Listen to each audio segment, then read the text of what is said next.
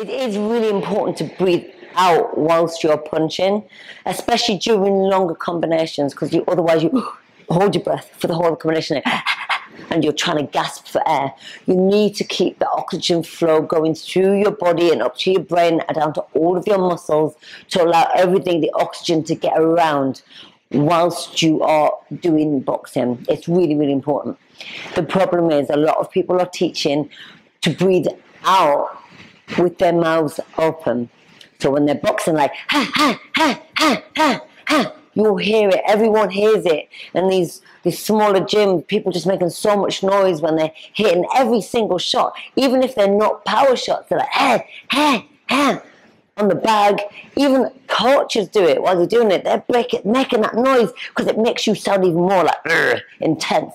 But actually it's not doing anything. What it is doing, it's allowing you to increase the chance of you getting your jaw broken in boxing or martial arts. Just imagine now we're having a fight, okay? I'm like, hey, hey, hey, hey. Well, you're slipping and you caught me in the jaw, mid-mouth open. Even if my jaw is just slightly ajar, that means I've got no stability in the jaw. And what that means is the chance of me getting a broken jaw increases tenfold. Now the problem with that is a broken jaw hurts a lot. You can't carry on fighting. You won't be able to carry on doing what you're doing. It's important to breathe out through your nose and in through your nose. And it takes practice. Especially when you're doing longer combinations, you need to be able to breathe out, but with your mouth tight. You've got a gum shield in, you need to grip tight your jaw so this becomes a solid unit. Like when you're punching with your fists, your hands are nice and tight. When you're fighting or you're sparring, your jaw needs to be nice and tight, so it makes this a much more stable target if it's going to be hit. You need to practice it when you're doing pads, when you're doing the bag, when you're shadow boxing. It needs to be practiced all the time. So learning to breathe through your in and out through your nose just becomes a very natural thing to do.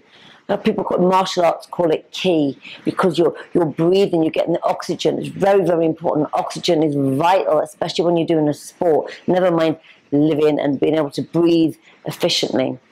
But don't have your mouth open. If you're being taught to punch, going ha ha ha ha ha, ask them why. Why do you want me to have my mouth open whilst I'm punching? If the coach is making loads of noise while you're doing the pads, it's quite annoying for everybody around, but it makes no sense. It just sounds silly. I get it, when you're tired, you might be landing some big shots and you'll be like, oh, the noise might come out naturally, but not with every single shot you're doing.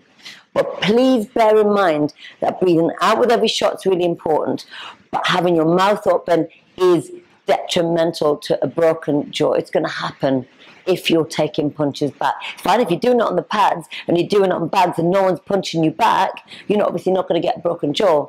But you need to practice what you're doing in the ring when you're sparring, on the pads, on the bag and the shadow. So you need to be not making that noise when you're doing pads and not making that noise when you're doing the bag and shadow, because what's the point? You need to transfer what you're doing in training over into a sparring or a fighting scenario.